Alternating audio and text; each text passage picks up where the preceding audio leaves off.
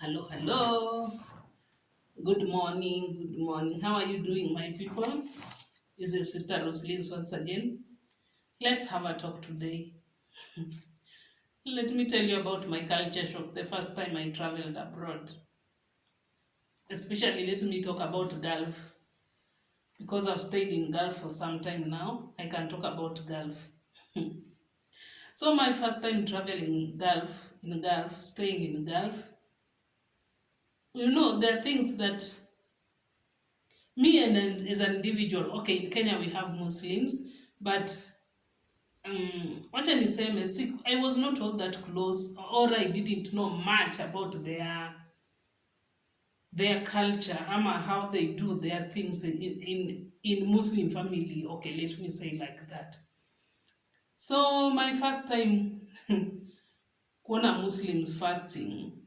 Okay, no, during the Ramadan they have to fast because we have them in Kenya. But as Christians we don't fast like them. You can decide when to fast and how you are going to do your fasting. And when you are fasting, when you have decided to fast, you can fast the whole day, okay? But in the evening, you don't have that chakula mingi kwa meza, yani all types of food, like too much food. Because now you are breaking your fast. In Christianity, you can even break fast with just water, with just praying, and that's normal. Then you wait for dinner, you eat, you finish up. There is nothing like you wake up in the middle of the night, you cook, you do what, you eat early in the morning, then you continue with your fasting the following day. With us, you don't do that. So my first time seeing that, it was like, hiya, how can people eat the whole night?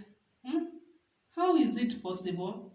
How can someone wake up in the middle of the night and start cooking and eat around 3 a.m. in the morning, then continue fasting the whole day? I mean, that was a culture shock for me.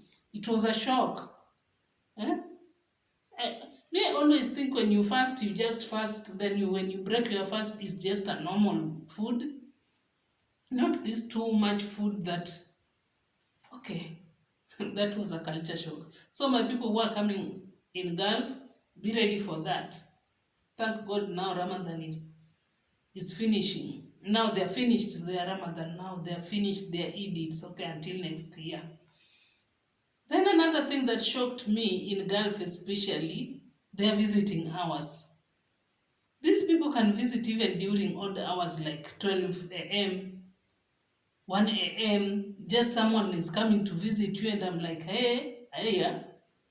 Kunaendanga hivyo 11 a.m. you just come from your home, you're going to visit. I mean, in my country I don't think if that hata sidhani kama past 9 10 utapata watu wakitembea kwa barabara hivi ati wanaenda sijui wapi, ati tunaenda kutembelea nani, tunaenda kutembelea. I mean, it is odd hours from 10. Hakuna kutembea tembea mingi. Na hii ndio sasa watu wameamka wanataka kuanza kutembea, kwenda kutembeleana. That was a shock for me. Another thing I found very shocking. These people love each other. Yani watu wanapendana, kupendana. Yani when one of them has problem, watajileta wote. Yani watu and they are very ready to give. They are very generous towards each other. Si kama sisi. Shida zako utapambana nazo. Okay, few friends will chip in, but with them it's very different. Your problem is our problem. And they move, yani they come in large numbers and they come. Not like us. Another thing, in giving, my people, these people love to give. And the Bible says, giving, the one who gives is more blessed than the one who is receiving. So these people do give. They are very, very generous people. They are very generous. And one thing I do always say, people do say Gulf, oh Gulf, sijui kuna nini, Gulf, oh Gulf. Treat everyone as an individual. Not all people are good, yes, and not all of them are bad. If you happen to meet with one who is bad, there are 10 who are good. So at the end of the day, it also depends with you, with the kind of attitude you have towards everyone. Don't treat everyone, don't generalize everyone in one basket that Warabu ni wabaya. No, sio wote wabaya na sio wote wazuri. Hata kwetu sio wote wabaya na sio wote wazuri. So everyone have their own weaknesses and we have to embrace that, and that is nature. One thing is how they raise up their kids. Hey, that was where I found the shock of my life. These kids, they don't chapa their kids. I don't mean you have to, but according, the discipline standard of our kids and the discipline standard of their kids are too much different. Wale ni watoto wa kubembelezwa, baby amka, baby sijui nini, baby. But in my African culture home, hakunanga cha kubembelezana ati yo unaangusha kitu kimakusudi ati nani kuju ni wako tena umekaa hapo kabla sija kupiga slap. But with them, unapata mtoto msichana teenager anakuita umpe chakula na yeye amekaa hapo. Akisha kula yeye anakula akicheza na simu, akimaliza uende hizo vitu. That is how they raise their kids. Ile design ya kubembelezwa which does not exist in African culture home. African culture home. Okay, sawa. Another thing is movement, especially with the women. Wanawake mjakubaliwa kutembea. Unaona vile unaweza amka morning ujiambie, wacha niende nitembee hapa Kariakoo, wacha niende hapa kwa duka, wacha sijui nitembee na hapa juu nimechoka. Hapo hakunanga kutembea. Mwanamke kazi yako ni kukaa kwa nyumba. Kukaa kwa nyumba, ukae hapo ndani.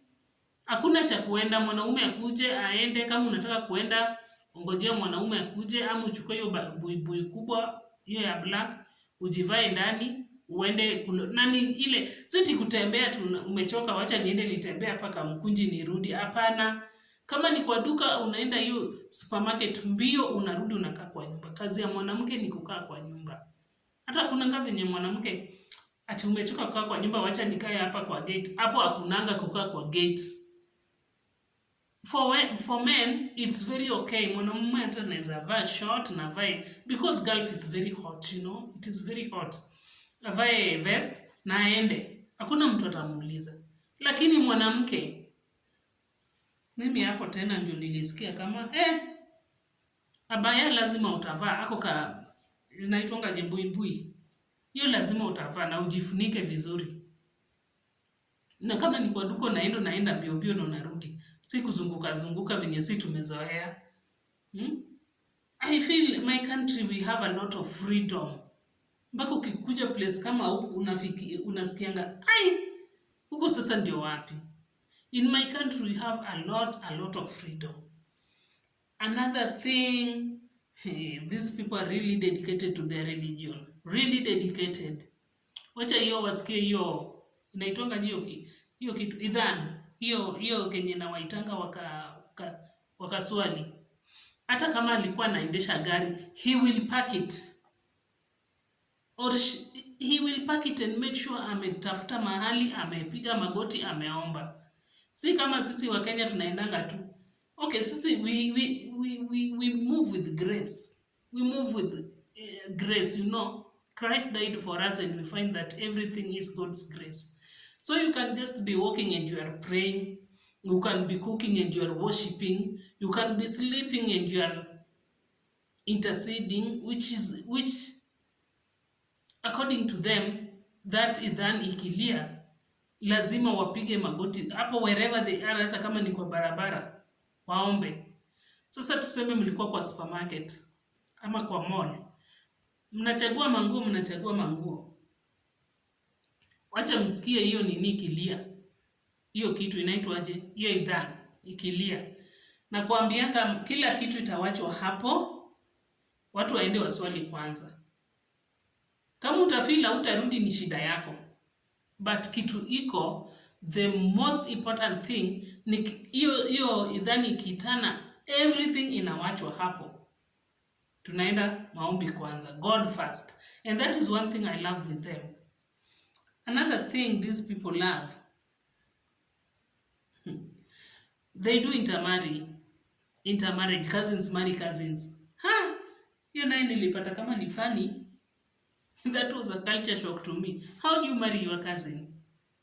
But according to them, it is just okay, it is just normal. Yani ni kitu hata haoni kama ni big deal. Na manyumba. Na hapo ndio nasikianga wasichana wetu wakicomplain. By the way, wanakuanga na manyumba kubwa kubwa sana. Very big houses. Unajua men with women are not supposed to mix. In any way they are not supposed to mix.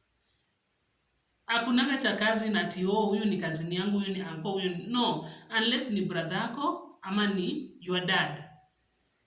Men and women they are not supposed to mix. So nyumba zao zinakuwa zimejengwa, this side ni ya men, this side ni ya women.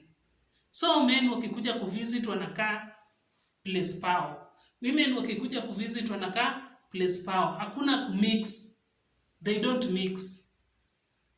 Na kama ni lazima tuseme for example mwanamke anapika chakula na ni lazima apeleke chakula because wako hiyo side pia kuna dining room, itabidi amejivaa na amejifunika vizuri hiyo kitu ya black, hiyo abaya.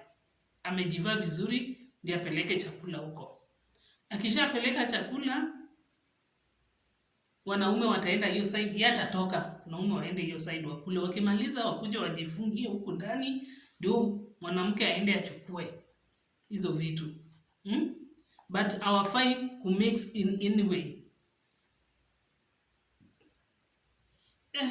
Na mapolisi wale wenye tunakonga nao pale hivyo roadblock, dakika kidogo umepatana na traffic police amekuinulia mkono, dakika kidogo police huko. Kunanga police hizo mapolice traffic, kila kitu inakwanga CCTV. We fanya makosa, unaonanga tu magari zikikufuata nyuma, mara hiyo ushapigiwa simu natakana police station ujipeleke. Huko kunanga tidaka kidogo utaona mapolisi kwa barabara, ukutana na polisi wapi? No, in Gulf there is nothing like that. You will move around thinking that uko tu peke yako. No, CCTV everywhere. With this CCTV is where they monitor everything about their country. So these are the kind of things, some of the things that shocked me in Gulf, by the way. Sikuwa na expect such kind of things. Nilikuwa nadhania maisha ni kuishi venye si tunaishi stay free country, or country like Australia. You just live your life. Kuna mtu anashughulika na wewe until you break the law. But in Gulf, life is very different, my people. It is very, very different. And at some point, when you are not used to, you find that it's a little bit complicated, because especially hapo kwa movement, that too much freedom, there is no much freedom compared to our country, especially with the women. With men they're okay, they can move easily, they can move without restrictions, but with women okay, ni sawa. So my people, when you are planning to come to Gulf, these are some of the points or some of the things that you should put into considerate. Okay? That during Ramadan, kazi ni kupika. Utapika the whole day, the whole night. Na vyombo na everything. So, until next time, this is your sister Roslyn. Please subscribe to my YouTube channel. Take me to 100 subscribers. Share, my people. Share. And until next time, this is your sister Roslyn. Bye-bye.